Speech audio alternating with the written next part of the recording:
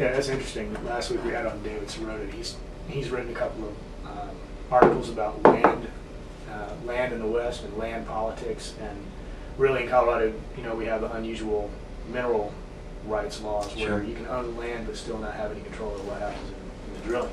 Sure. But speaking of those victories and the change in the state and your percentage of wins around the country, it's really impressive. And I'd love to see be able to jump in a time machine and talk about these same people you're talking about in 5 years. Sure. And where are they going to be? Sure. Like Paul, where's Paul going to be in 5 or 6 years? He said he might be a little premature grade by that point. And can I make a quick comment? Yeah, when Councilman Lopez was getting so passionate, I was inspired because it made me think of an old quote. Centuries ago, there was an old theologian who once said, "The greatest calling you can have in a person's life is to enter public service, because you can have the greatest impact to create educational and economic opportunities for others and for other individuals in your community." And that inspires me. I think Paul really embodies that, and that's what gets me up in the day. I love my job. My wife says I'm a workaholic, and I guess I am, but I love doing what I'm doing because we're starting to see an impact. Yeah. And one other quick comment about the background of progressive majority. What's interesting is, there's an old tactic which is know your opponent, and we actually modeled infrastructure-wise, not philosophy or political-wise, after what the Republicans did. In 1974, this is really interesting, Newt Gingrich and a gentleman named Pierre DuPont of the DuPont Corporation started GOPAC, the Grand Old Party PAC. And what they did is they said, you know what, we train young men and women to rise up the corporate ladder when they're 20 and 30 years old to eventually become C-level executives like CFO. Let's do the same thing, they said, for individuals in politics. And they started to train people like Marilyn Musgrave and take over school boards and take over city councils. Matter of fact, I believe it was the Republican National Committee, they gave some seed money, I think it was to about $90,000 back in the early 80s to the Christian Coalition, because they knew they'd be working on these school board races. And then once you gain that local experience, you know how to talk to a reporter and knock on a door of a voter and raise campaign dollars, then you can rise up the ladder. And Marilyn Musgrave did that. She started, I believe, at the school board, then State House, then State Senate, and now Congress. I think her eventual goal is U.S. Senate. And they gave her strategic and tactical and financial support along the way. So progressive majority studied that conservative model and said, you know what, we need to provide infrastructure. We need to provide investment in our future leaders.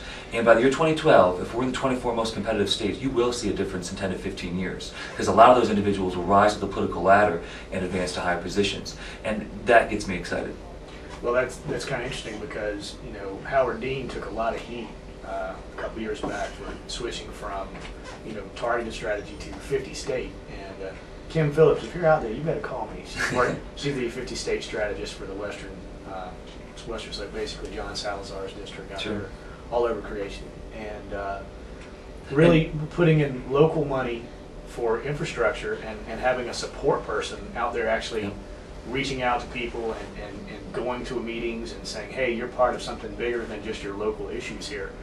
And it really, everybody was giving Howard Dean some heat for putting resources in small areas, but we saw, as we saw in 2006, I think we can say that strategy will work, and it really did turn things around. It's great to see the progressive majority is I heard it described back in the 70s and 80s that they had these basically dorm living situations where they were recruiting young Republicans, and they just stayed there, and it was part of think tanks, and now these guys are,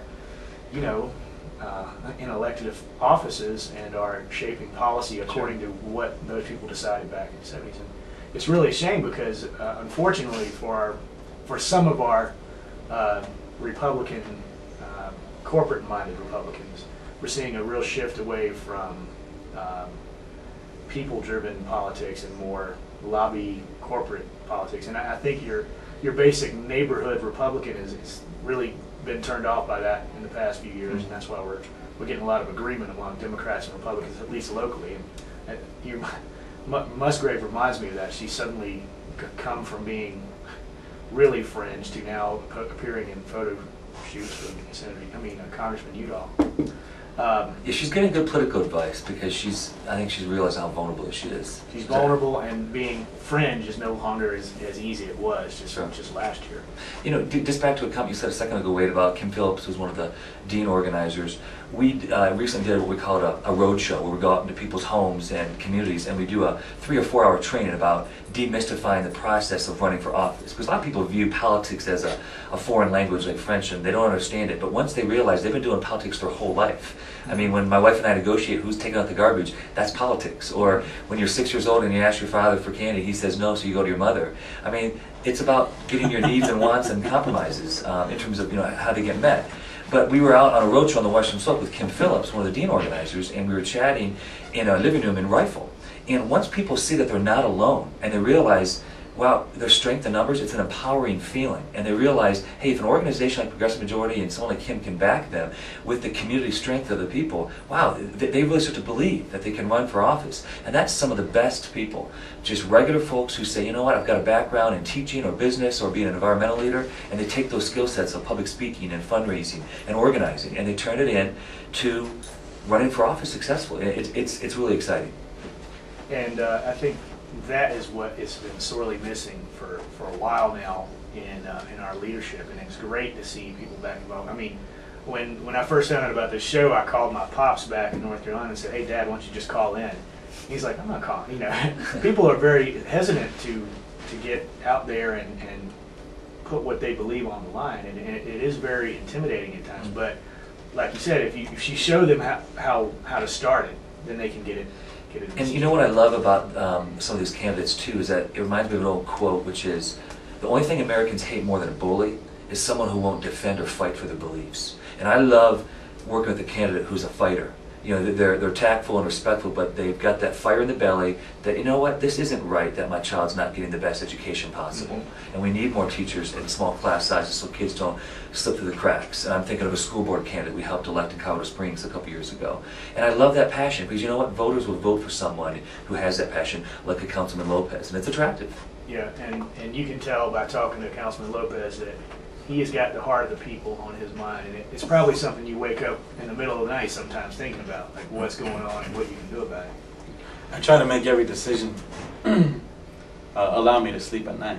Yeah. And well, it's you got to realize that as an elected representative, your representative, your job is to represent those people, which elected you.